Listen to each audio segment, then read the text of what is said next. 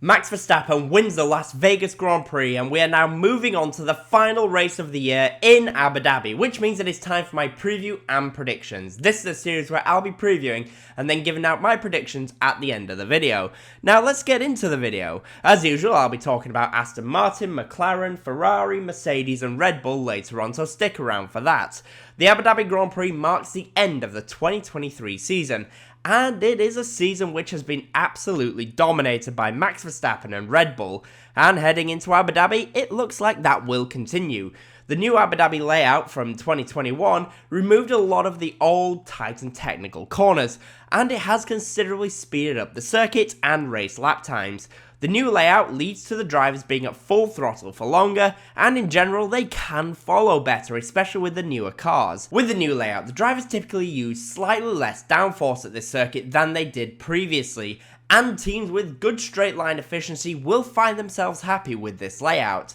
This, I think, will help teams such as Williams, and I anticipate they are going to have a fairly strong end to the season. AlphaTauri, however, I believe are going to be a little bit more in the back, and they're going to be struggling a lot more, and they're going to have a fairly difficult end to the season. And this means Williams are likely to hold on to 7th in the Constructors' Championship, in my opinion, which will be very important for them. In Abu Dhabi, circuit evolution in qualifying and the race is massive. The weather and the temperature continues to go down during each session, which is perfect for the tyres and the engines. Track temperatures also go down, which usually helps lead to faster times. This means that especially during Q1 and Q2, being on the track at the right time is going to be key, and it is very possible that some fast drivers will miss out and be eliminated, much like in Las Vegas where Sergio Perez and Lewis Hamilton were eliminated in Q2.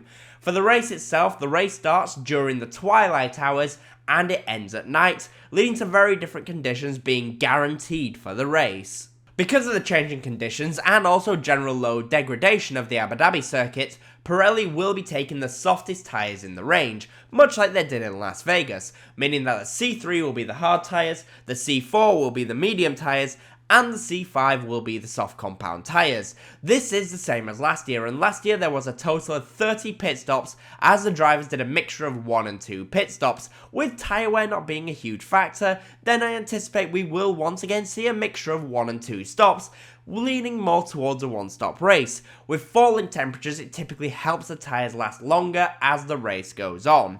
The modified Abu Dhabi layout helped to provide a fantastic race with plenty of overtakes last year, especially with the newer cars, and you can see that as there was a total of 79 on-track overtakes. And to help with overtaking, the Abu Dhabi circuit features 2 DRS zones. The first DRS zone is on the exit of turn 5, on the very long run into turn 6, and the second DRS zone is on the exit of turn 8 and on the run into turn 9. The first DRS zone is typically used to set up an overtake in the second zone. Sometimes drivers that overtake into turn 6 end up being compromised and are instantly re-overtaken. The circuit is overall 5.218 kilometers in length, and there are a total of 58 laps for the drivers in the Grand Prix.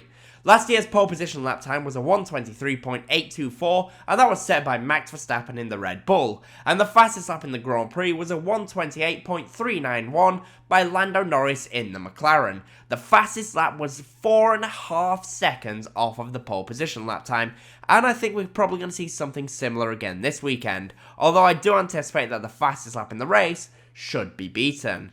I just want to say that if you are enjoying the video, then I would appreciate it if you hit the like button and subscribe for more F1 content. I'm on my way to 5k subs, and I would really appreciate it if you help me get there.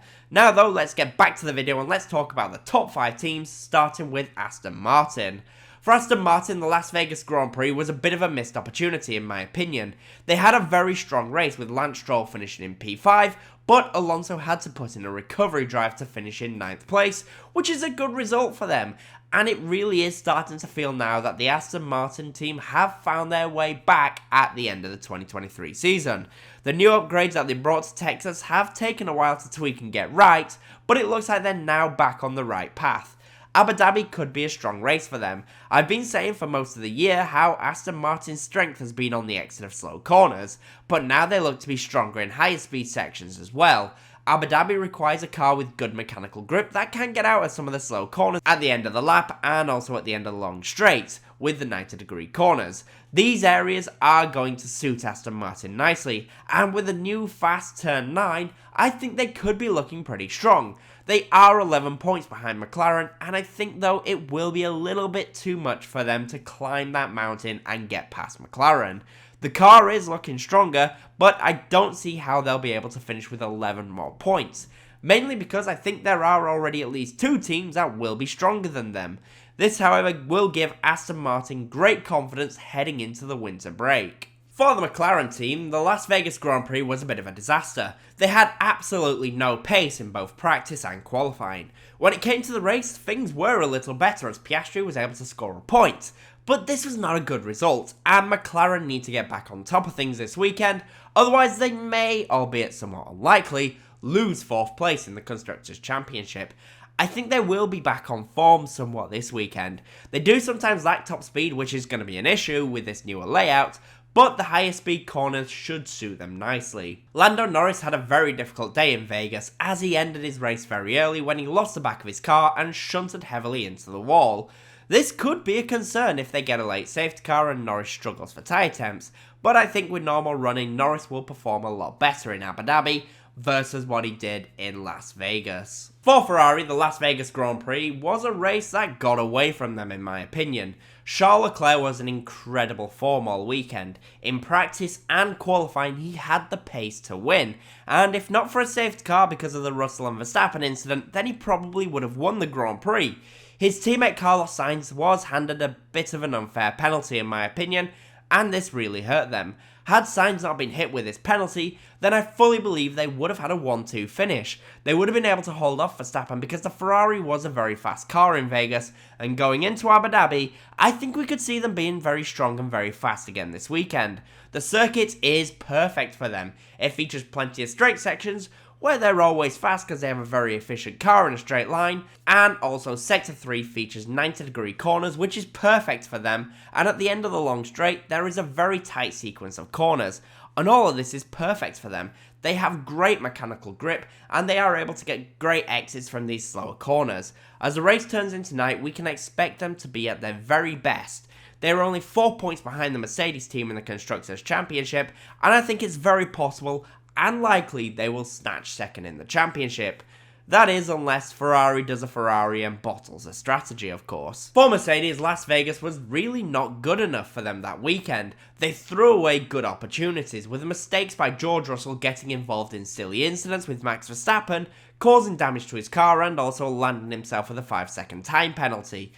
And also, it cost him multiple positions at the end of the race. As for his teammate Lewis Hamilton, he had to come through the field after a poor showing in qualifying. As usual, the Mercedes car was stronger in race trim than it was in qualifying, but this again throws points down the drain in my opinion.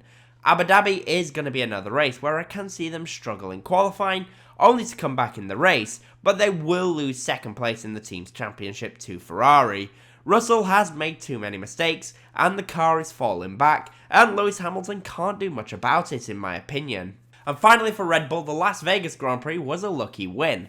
They rolled the dice and came up victors thanks to the safety car, but even so, Max Verstappen had an incredible race. Yes, his start was very questionable, and on the medium tyres he didn't have an answer for Ferrari, but the pace on the hard tyres was strong for Verstappen, and this for me is now much like in Brazil, Mexico and the United States.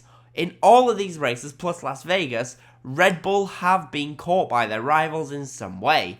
Abu Dhabi should be a strong circuit for them. Typically they do go very well, and the circuit is one where we should see them at their very best. However, I can see a strong fight between themselves and Ferrari, especially in qualifying and at the beginning of the race. So with that in mind then, what are my predictions for the final race of the year?